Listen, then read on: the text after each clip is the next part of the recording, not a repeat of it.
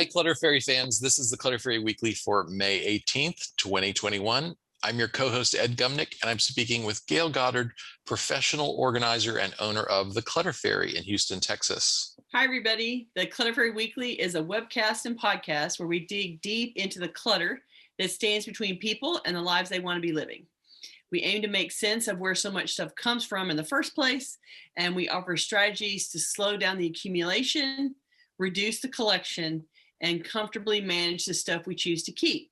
We rely heavily on the questions and topic suggestions we get from you, our viewers and listeners. If you're joining us in the Zoom meeting for the first time, you can share your comments and questions via the chat, and I'll try to make sure Gayle gets to them before we move on to another topic. You can also use the raise hand feature to let me know that you'd like to ask a question or make a comment yourself via audio or video. We're streaming the webcast live on Facebook, and so you can also give us your questions and comments there, and I'll relay them to Gayle.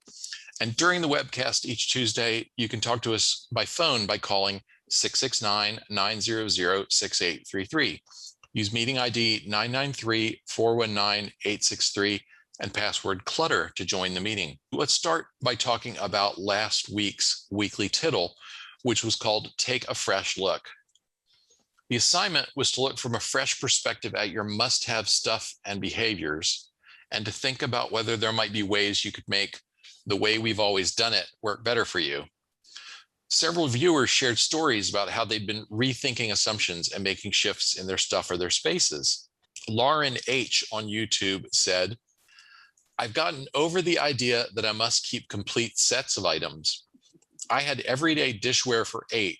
Aside from not having people over due to COVID, I just don't need that many dishes anymore. So I broke up the set. All the cups and saucers left, as I prefer mugs. Half the plates and bowls went out as well. If a bunch of people are over, I'll just use the fine china. It's freed up a lot of space in the cabinets." This is such great advice, Lauren. Thank you so much.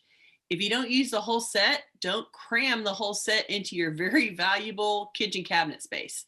And I also love the hook that you'll use the fine china if you have a big group of people over for a meal. What a lovely excuse to get out the good stuff. It's a perfect example of rethinking how you've always done it.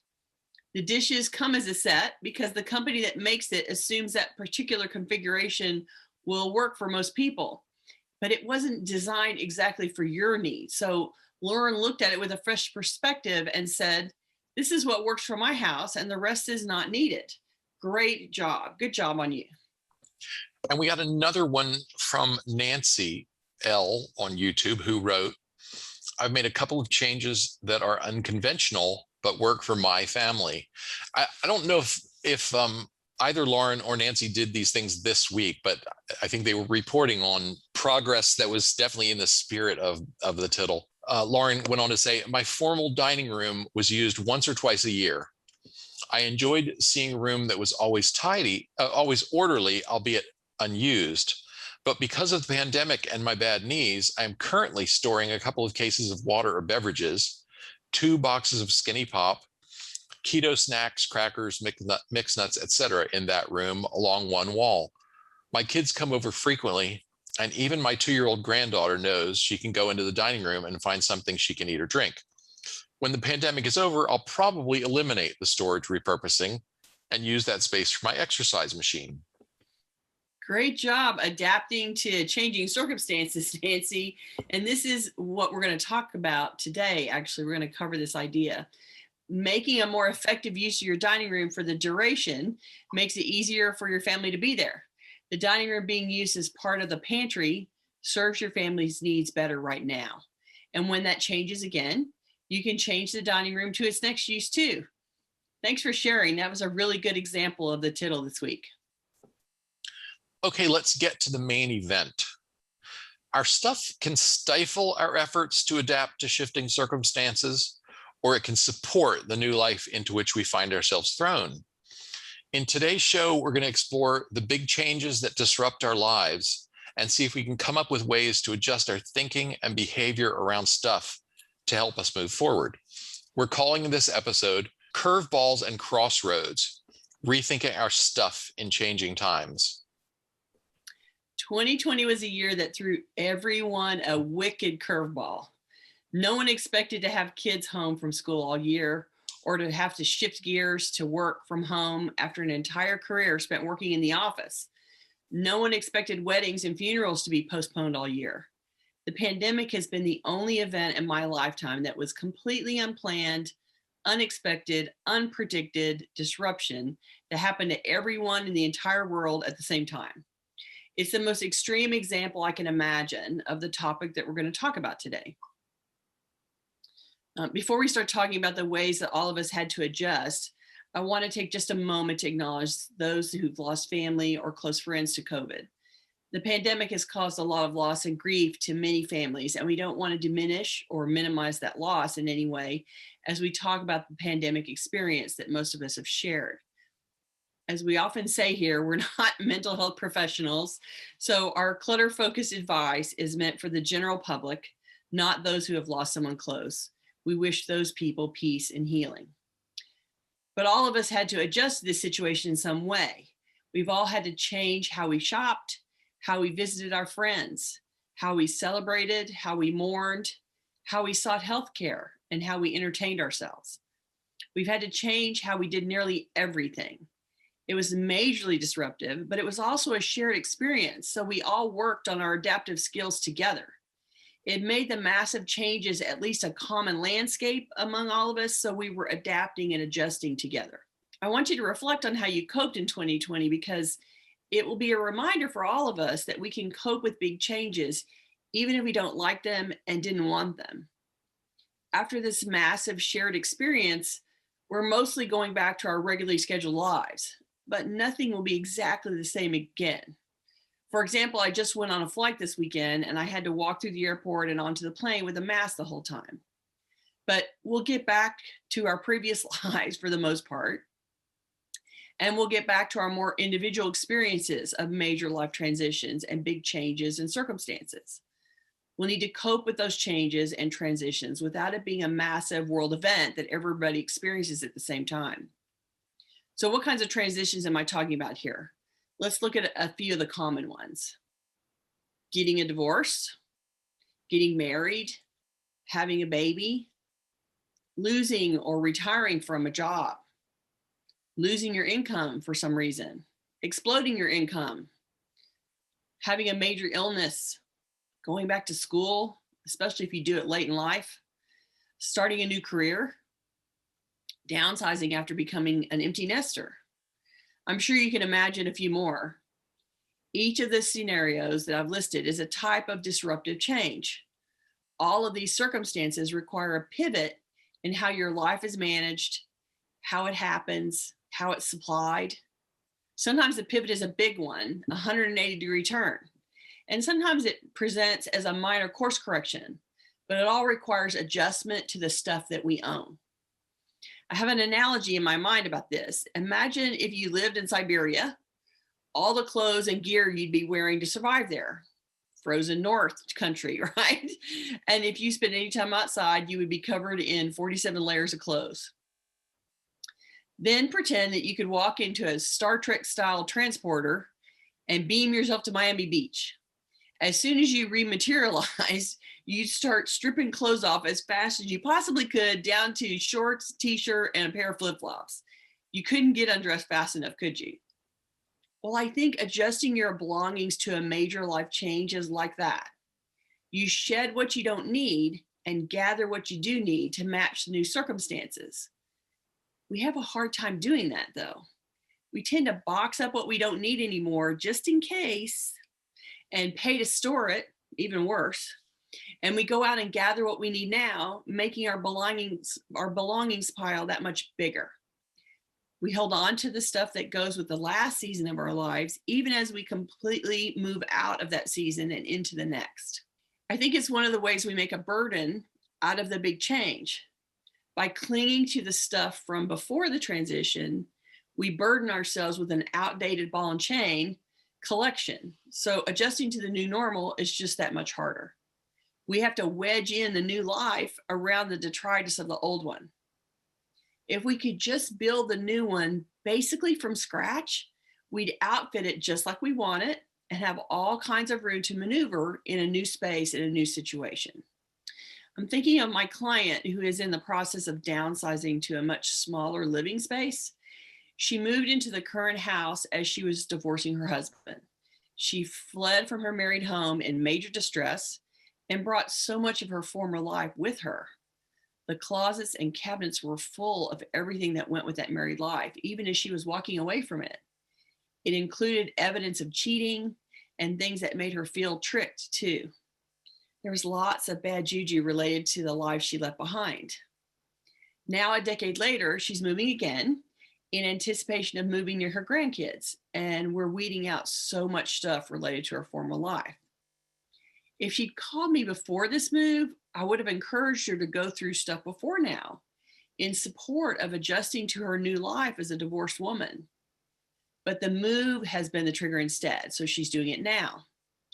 I believe that the last decade would have been easier and happier to live if she'd gone back and filtered through the objects she fled with and reevaluated them for their current application in her current life.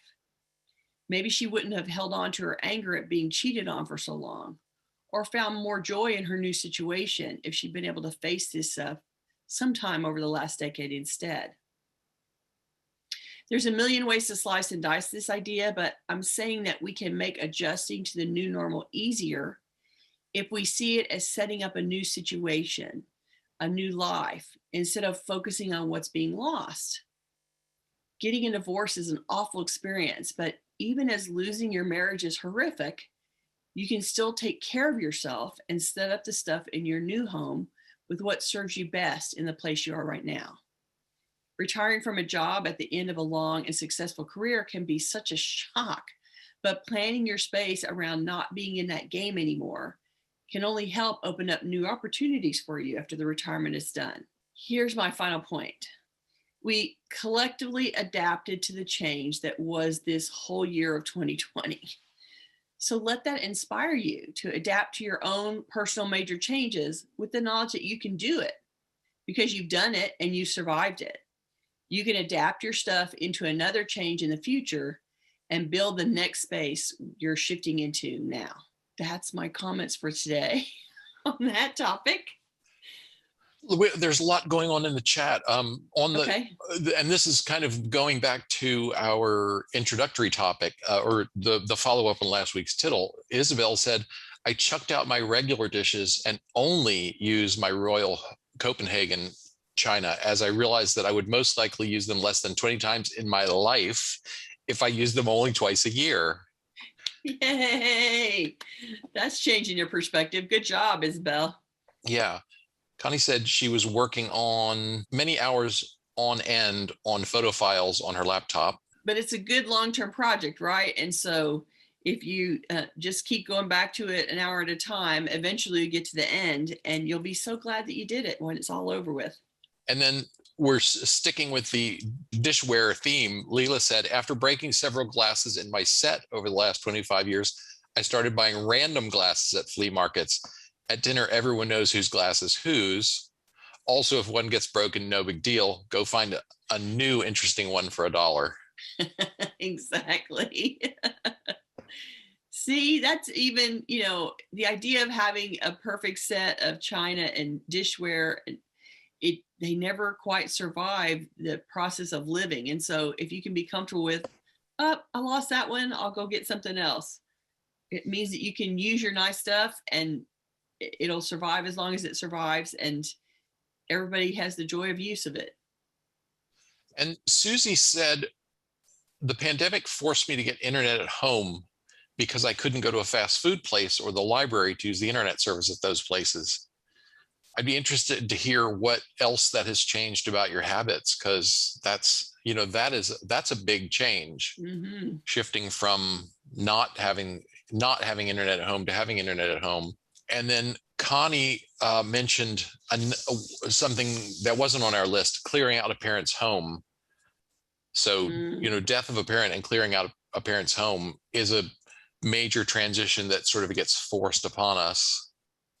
100%. And it's one that comes with extreme emotional baggage, right? Like I've talked about this several times. This is the worst possible time for you to be having to do this huge move project when you're grieving the loss of a parent, and having all that stuff to deal with means that we do our best to cope in our diminished emotional capacity. But we all have to deal with it that way. Hardly anybody has the capacity to fix it in the moment and treat it how you would like if you weren't attached to the person that's gone. And so what I hope for people in that situation is that they do what they have to do to get everything shut down in the moment, and then they let it rest for a year or two, and then they go back and start trying to deal with it how they would have done if they weren't grieving and suffering from the loss. And so you don't want to get stuck.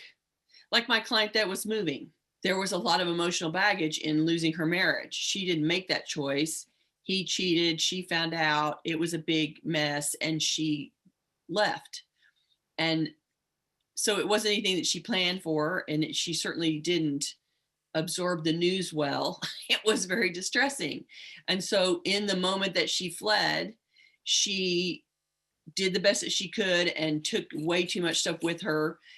But I wasn't surprised by that, because she was, emotionally impaired in the moment. What I would have hoped in that situation is a little bit of time goes by, a year or two, and then you circle back and say, okay, that exit sucked. It was the worst. And I brought all this stuff with me because I wasn't able to think and I was in a hurry. But now I have time, and this is my new life. And let me go through and make some more considered decisions about the things that I brought along for the ride, because maybe I didn't really, I wasn't making my best judgments in that moment. And now I can circle back and make some more informed decisions. This is my new space. This is my new house. Do these things really work in it? Do I really need all the stuff that I brought along because I just grabbed and ran? So, if you think of it as like running from a fire, like if the house is on fire, this is the emotional equivalent of I'm getting divorced and I have to get out now. Or the landlord is kicking us out because they're selling the house and we have to move now.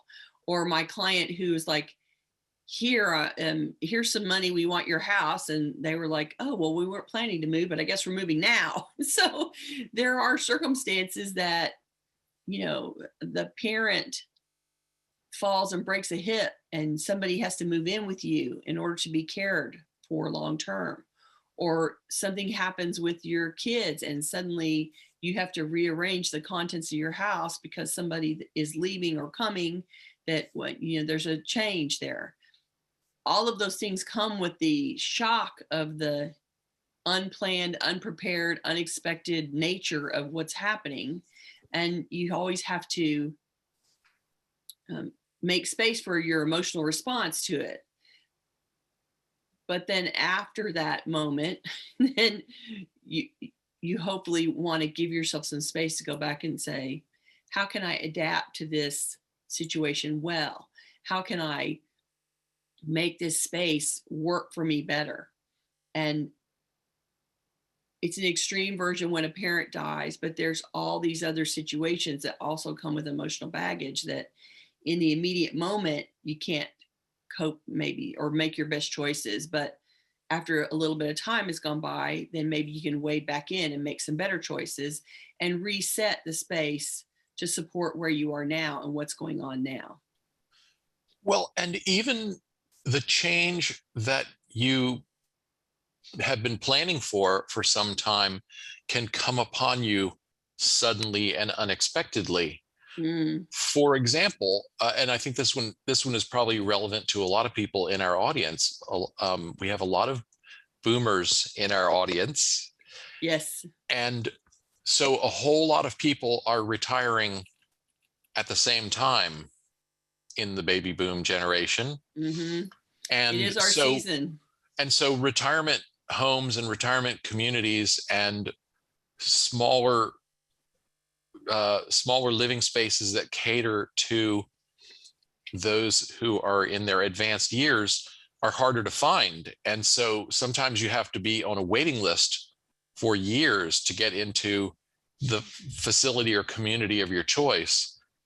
And then suddenly they have the opening and you have to make up your mind and do something about it.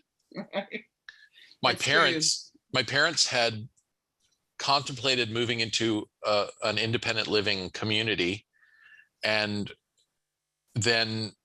couldn't get into the one they wanted to get into at the time. And so they moved into more of a subdivision that catered to older people. It was sort of condo style with a homeowners association that managed cutting the grass, and everything was on a single level, and it was targeted at older people. And then they ended up living there for, I don't know, a dozen years or something. And then suddenly the opportunity presented itself to move into the kind of community, the kind of independent living community that they wanted to make their last home, And even though they'd had a decade to prepare, then suddenly there were a couple of months to get them out of the house and into the independent living. Yeah, like you had to kick it into high gear at that point. Yeah. And that's the nature of major transitions, right? Like some of them, they're coming. Like, when the kid is graduating from college, and there's going to be a point at which you have to transition them from living at home to living in a dorm, for instance, or living in an apartment where they're going to go to school, or living near their post-high school training process. Maybe they're going to go into the Army or whatever, and there's going to be some transition, and you might see that one coming down the pike. And so you can sort of think about it a little bit more and be a little bit more prepared. But there's a whole host of things that happen that you don't get a lot of warning for. And even if you have a lot of planning for it, you don't have a great experience of it yet. Like, you have to have a little bit of time to understand what it's going to be like. And so setting up may not be smooth and easy, but I think you can make any of those transitions easier, planned or unplanned, if you give yourself the permission to go through the stuff and decide what needs to stay and what can be surrendered now, instead of continuing to make storage packing boxes full of things that you don't need anymore, you don't need right now, you may need later. I'm using air quotes through all of that. And parking that box, shoving things into closets, buying a storage unit, parking that stuff away, and then trying to set up a new life in amongst the leftovers from the old. And I think that just makes the transition harder. And so depending on how, the example of my parents, one of my parents has died, or both of my parents have died, and I'm now inheriting a bunch of stuff. That's one extreme example. And my kids going off to college is a much less extreme example. So anywhere along that process, right, they all come with some amount of emotional adjustment, but thinking through the stuff and letting some of it go so that I don't need all this furniture for my child who's no longer going to live in this house. They're starting their life, or they've graduated from college and now they're going to go move out and get a job. Keeping that bedroom a shrine to their former life doesn't give you any room to adjust to the new normal, which is your kid isn't a little kid anymore, and they're not going to live with you in the same way that they have always done. And so there's lots of stuff movement that can support the actual emotional change and circumstance change that's happening. And we kind of ignore that part in navigating the transition. And I think you would be better served in terms of adjusting if you could deal with it. There you go. I see the chat is happening. There's bunches of, there's people chatting about something in there, but I can't tell what it is. Yeah, Emily Sue said, many disruptions mean my life is stuck. I'm doing what I can every day to move forward. It's tough when several or many of these things come at you at once, or in a fairly short period. Right. And I think that part of coping with that is drilling down to one small collection of things that you can manage and navigate deal with, process right now that will give you a sense of control and a sense of steering your own destiny.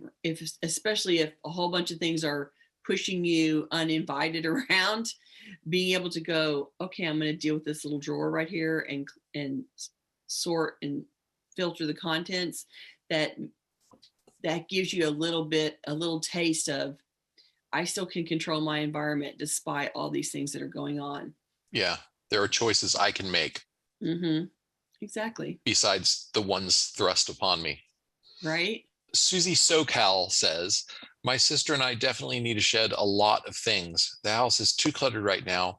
In addition, we need to find a smaller place to live that is easier to maintain and costs less. And Emily Sue says, I'm downsizing too. It's going to take a long time to weed through my clutter. It's worth it in the end. Downsizing is hard work. It is hard work because you end up, all of those delayed decisions end up having to go out the door in order for you to fit. I mean, downsizing is that situation where the size of the space tells you immediately that you don't fit into your new life, right? Like if you go from a big house to a little house and you don't get rid of enough, then you are crowbarring, the moving people are looking for places to put things down and they end up stacking things super high, and it ends up being a complete chaotic mess because you have more than will actually fit in the space. And so you get sort of an immediate negative feedback if you don't do enough downsizing to get to fit into your new space. Then you end up having to do it on the back end. So I guess negative feedback is still feedback, and negative feedback is still a way to motivate you, even though it's not a positive way. It's still a way to get you going on this stuff. On the positive side, Joyce says, I found while sorting through clothes, mugs that had been gifts, some housewares to take a tip from Marie Kondo and thank the item for its service before putting it in the bag. Right. I was just doing that with a client who is she's training to be, she's working for an OB-GYN. And so we were looking through a backpack that she's trying to take with her to go to when she gets called on deliveries, right? Like there's certainly no warning about that. So suddenly you get a phone call, okay, the baby's coming, come on. And so she has to go running out the door with her backpack of gear. And we went, and she takes a personal bag because sometimes she has to spend the night with the family if it's going on for a long time. And as we were pulling things out of there, we were finding some keepsakes and some things that had been, oh, I took this backpack on a trip to Mexico. We went with the family. Isn't that wonderful? And here's some things. I said, okay, so you probably don't need to take those to the birth of your client's babies. So maybe we can look at these and decide how many you want to keep. And I was like, yeah, so oh, my grandmother gave me that, but I don't use it anymore. Okay, well, so it came from your grandma. So let's bless it and kiss it and send it on its way. And she liked the idea of going, blessing it and kissing it and releasing it. And so you can always acknowledge that it served its purpose. It served its time in Marie Kondo style. It was helpful to you in the moment, and that need has passed, and you can send it on and still be blessing it and thanking it for its service, as Marie would put it. Sarah shared that she's put like with like, and now it's time to reduce. And she's amazed by how much of some things she has. That's a pretty shared experience. Yeah. Yesterday, I was at a client who they moved and they can't find the rice cooker. And so his solution to the problem was to buy another rice cooker and more rice. And I had just put like 15 containers of rice into the pantry, and he hadn't gone in there to look. He had just ordered some more rice. Oh my gosh. Cooker. And so I was just like, let me just snatch myself bald right now. And of course I went and looked for like 10 minutes and found the box with the rice cooker in it and opened the box and said, here is the rice cooker. So now you have two. And I just wanted to scream because it's like, did you even look for 10 minutes? Like, go look for just 10 minutes and look at the boxes that say kitchen and see if you can find the thing that you want to have right now. Like, I know Amazon makes it so easy to replace, but did you really have to replace it? Could you not have gone without rice for another minute until I found the rice cooker. Oh my gosh. I feel the pain of his impatience, though. Because having just gone through it, there have been 10 times in the last month when I've said, didn't we have some fill in the blank? And I don't want to buy more. I really don't want to buy more. I think it's here somewhere. Right. And when you do that whole like with like sorting, like she said, and then you end up with, oh my God, clearly I have not been able to find this stuff more than once because now I have 37 of the thing, right? Like, yeah. Wow. And you don't realize that until you do this game where you put all the things that are the same together and look at them as a whole population. And so, and the moving process scatters that stuff a little bit. And if you're not really great about putting things away, then, or putting them away in the same place every time, then you also, that sort of exacerbates your understanding of how much you have, because there's some in here and there's some in that cupboard and there's some down here. You were just trying to get them off the counter in a hurry, and so you just put them wherever, and that makes your understanding of what you have worse. And if you have lots of stuff still in boxes, or if you put things away in a box and put them in the corner or put them in the closet, then you don't remember that you have a whole box of fill in the blank, and then you end up going to buy some because you haven't completed your unpacking. And so lots of people store things out of the way and to make room or to hide or not to have to look at it all, and then they forget it's there, and then they end up buying what they already have in a box somewhere. And this is a perfect reason to not keep a bunch of huge amounts of supplies, because if you don't have the supply when you need it, you can replace it. And in the meantime, you don't have a box in the closet that's full of stuff that you don't remember what's in there and nobody ever opens it. We just don't need to have the same level of trailing supply behind us like we used to. Connie said, I have to do this now before I get too old to do it. And Sarah mentioned, I started by clearing a cluttered hallway to make room for EMTs if I ever need to call them, which is a topic we've talked about, that about, dealing with disability while you can, or the possibility of disability while you can. Jane says, it's difficult having not decluttered before mobility changes have limited me to basically being in a recliner for 96% of the time. I'm unable to physically move and lift items. My clutter is building up around the inside walls because I don't have the stamina to move to put the things away. I want things where I can see them, but then I see clutter everywhere. And she's, I need help gathering and moving out stuff, something where I can point and say that goes and someone takes it away, but I don't know who or how to hire. You want to talk about, range, the various approaches to that, depending on your resources? Sure. So if you want an organizer to come and help you, then go to napo.net. That's NAPO.net. And there's a little tab at the top that says Find a Pro. And if you click on that, then you can search by your zip code and find somebody that's in your area. If you don't live in the United States, then there are various other organizing sort of associations around the world. And so there's one in Brazil, and there's one in England, and there's one in Japan, and there's one in, so there's places where you can go and search if your area is nearby. I mean, if you're not in the United States, then you need to tap a different group of people, but everybody has some version of, here's how you can look at our membership and find who's close to you. And then if not an organizer, then if you just need people to come and help, look for, there's a company called Junk Luggers. They will come and pick up stuff and take it away. You can specify that you want to donate it, and they will take it to where you want to donate it, or they will just take it away and sort it and make their own donations based on what they have. Of course, there's people like Salvation Army and Purple Heart that come, but they won't come into the house to pick up stuff. So you really need an interim person that can let you point and say, take that, take that, take that. And they can bring things in front of you and show them to you and let you tell them that's okay to go or not. And so hiring somebody on TaskRabbit might make that easier for you if you just need a body. So because you've already made the decisions and you just need somebody to point and execute. And junk lovers, what's the other one besides? I'm drawing a blank here for a minute. Well, Anya suggested maybe someone from your church, if you attend a church, if you don't have the resources to hire someone and need volunteer help.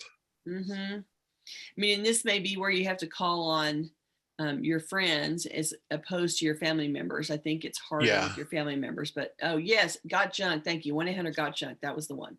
Thank you, Marcy. Appreciate that. I couldn't, it was like, I see it in my head. I can't come up with it. So 800 Got Junk, they will come and clear out an area. And they do the same kind of thing. They throw it on the truck and haul it away. They will not reroute it someplace particular for you. They will just take it away. So depending on, if you need somebody to clear out the garage, college hunks hauling junk, same thing. Those are nice. That's a good solution. It's basically, here's people that are providing manpower and brawny strength to come and help pick up and take things away. And so junk lovers and college hunks hauling junk both will say, okay, you want us to take it to Goodwill, then we'll take it to Goodwill. And so you can ask for it to be dropped off at a particular place generally. But those people will come in and take your direction and take out what you want them to take out. That's a good place to start. So particularly because you are sort of chair bound at this point, letting somebody subtract anything that you don't want to look at anymore allows you to have the stuff out. Having it lining the walls is one thing, but I think you could use some support ongoing in addition, where someone comes in with you after the groceries get delivered or after you come home from the store and puts some of those things up and away so that you can get to them again in the kitchen. I'm thinking that you're getting deliveries of food or personal care and it's using up some of your energy to get that stuff in the house. So having somebody on TaskRabbit come for $25 an hour or something and come and put things away for you, lets you sit on a chair and direct and tell people to go put things here or there. And that'll help you not have to live with, looking out into a sea of clutter. And you can make some adaptive storage techniques here, like putting everything up in the cabinet way over your head is not going to let it be easy for you to, somebody posted elderhelpers.org. That's a good one. I'll have to check on that one. Thank you. I'm not familiar with that. Me neither. So we'll have to check into it. So I don't know anything about it. I just saw it go by. But it might be an option to get somebody to come and help you. Just put your groceries away. I mean, I know that's one of the things that when the pandemic started, people were making sort of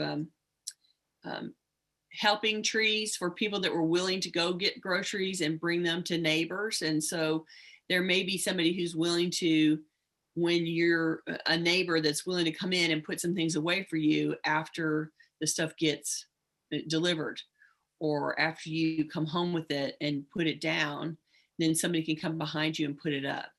That would be an easy thing for somebody that was close by and near to you to come over and help you do, at least just to help manage the groceries. But it sounds like you have two prongs project here. One of them is dealing with what's coming in and being able to get to it. And the other one is going through the stuff and letting go what doesn't need to be there anymore. And so the solution to those may not be the same thing, right? You may have to do two different tracks to solve the problem. Anya reports some progress, decluttering and organizing a lot today. She says she rezoned the big shelf in her not office anymore. Not office anymore is a new room. Yeah, there is even negative space. And she said she had her husband for support with what's too heavy and too much. And he suggested taking a picture of the shelf and noting on the print where action zones are and what to put where, which helped a lot. A helpful perspective. That's a good idea. And, after you get comfortable with it, if you want, you can go back and put some little discrete labels up there if you want to have labels to tell you what to do. But the idea of having a photo of it and notes on it sort of gives you a key, right? It's like having a key to a map. And so you can have this key of your shelf that tells you what's going to go where and be able to put things back. I like that. That's a great idea. And Isabel said, I can relate to the changes come in a second. My father stumbled over a carpet, broke his ankle, and was no longer able to come back to his home. Not only, but also because the bathroom door was too narrow for the wheelchair. Those kinds of changes and shocks require a complete redo of your whole life and setup, right? Yeah, that whole I can't get the wheelchair into the bathroom thing is a problem for lots of people, and that's why when you move to assisted living, the doors and the bathrooms are so much wider because they're accommodating the appliances that you need to move around if you're injured or recovering from something. And so houses were not built with wheelchair access in mind. And Isabel suggested, regarding getting stuff out of the house, identify friends who are collectors and ask them if they might want to have a look at some things that might interest them. She said, last week a friend took all and saved me the trip to the thrift shop. Well, that's one way to get rid of it. We can, pass our clutter on to someone else. A different Jane suggested the local senior center may also be able to suggest local options for Jane, who asked the question initially. Right?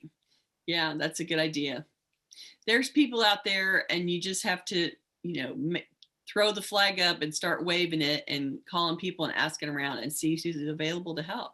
And it may be that you have to have more than one person come. Like somebody can't come every week, but 2 different people can come every other week or something, and you can make that happen. So it's not a burden on any one person that's too much. But I have to say that at this time in your life, like you've been doing things for other people all of your life, and this is the time where you call in all the favors.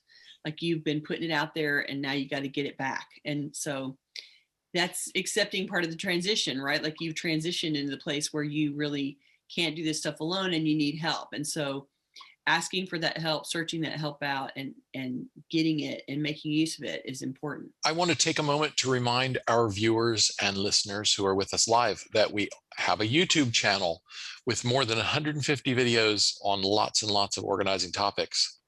Visit cfhou.com/YouTube. Subscribe to our channel on YouTube, and then click the bell icon next to the subscribe button if you'd like to get notifications when we post new content.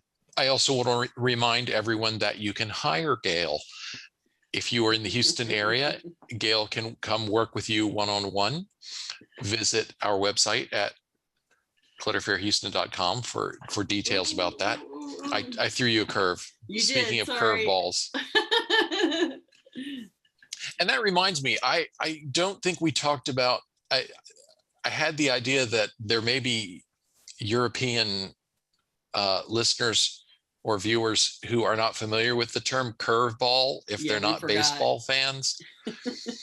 And so I wanted to explain to those of you who don't know baseball terminology that a curveball is a ball that's pitched at you. This is baseball. A curveball that's pitched at you in such a way that its movement changes suddenly and dramatically when it gets close to home plate. And even though Gayle is not a big baseball fan, I think she would say that this is a great metaphor for a lot of life's challenging surprises. Right. And it's used in that context. Yes. Yeah. People talk about throwing you a curveball all the time. I imagine that metaphor has probably made it out of, American movies and TV into even places where they don't watch or play baseball. Right. Into the world consciousness. Yeah. Sorry if we confused you. That's what we're saying. Okay, so I want to also remind everyone that we will be back next week. That is Tuesday, May 25th. We're going to talk next week about all the different ways we find to get ourselves stuck as we wrestle with organizing projects. Do any of these sound familiar? Decision fatigue, overwhelm, emotional distress, unproductive habits, habitual ways of thinking. We're going to see if we can come up with ways to help you get out of your stuckness. Yes, we are. And wish me good luck with that. So let's go to this week's weekly tittle. Time for the tittle. Okay. This week's assignment is to examine a relic from your past life, a time before one or more of the major life transitions we've talked about today. This might be a memento, a gift you received, an item you inherited, or something you bought for yourself or your family a long time ago. Ask yourself a few questions about the item. Does this item still hold the emotional meaning or resonance for me that it used to? Does the item support my current life? This is the most important one. Do I still find it appealing, beautiful, useful? Does this item really work in my present life, or do I struggle to make it work? I know lots of times we say, I have this table, I need to use it somewhere, instead of saying, I have this table, does it still work in this house, or does it still work for me right now?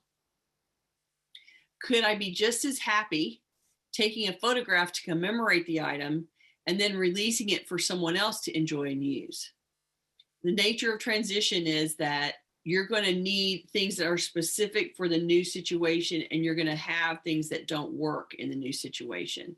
And whether that's stuff in the house or stuff in the kitchen, or it's about furniture, or it's about the photos, there's always things that don't logically make the transition. And so we want you to pick that relic of your past life and say, like somebody said earlier, do I really need to keep all these cups and saucers when I prefer mugs? And in my current life, I want mugs. And so I'm going to let all these cups and saucers go. You forgot to share my clever title for the tittle. Oh, his clever title is La Cour de la Mer, the heart of the sea, which is a reference to the Titanic jewel, that huge jewel that's the heart of the story of the Titanic. And it's really the story about the life that this young girl was going down when the ship went down. And she made this huge transition of being recovered from the sea and hiding from her old life and changing her new life completely. And so he made that lovely transition for that little reference to the Titanic and the major changes. And the basis of the story is the woman majorly derailed her life and became something completely different and had a well-lived and exciting life. And she was at the end of it, looking back on what caused that transition for her and how she emerged recovered and happier and lived a better life. Okay. If you're watching this on YouTube, we would love for you to join us live. To get notifications about upcoming events, we invite you to join the meetup group by visiting cfhou.com/meetup. You can also follow us on Facebook by going to cfhou.com/Facebook, or subscribe to our mailing list by visiting cfhou.com/subscribe. You will also, if you subscribe to our mailing list and check to receive the Clutter Fairy Weekly updates, you'll also get a notice when we post the YouTube video and the show notes and so forth. We love to hear from you, so please send us your questions and topic suggestions in the YouTube comments on Facebook or anywhere that you find us. And you can always reach us through our website at clutterfairyhouston.com. Thank you so much for coming and joining us today. We were really glad to talk to you. And I hope that you're able to go out and find some relic in your past and bless it and kiss it and send it on its way and make some room for a new life in your new space. We'll see you next week. Bye. Bye-bye.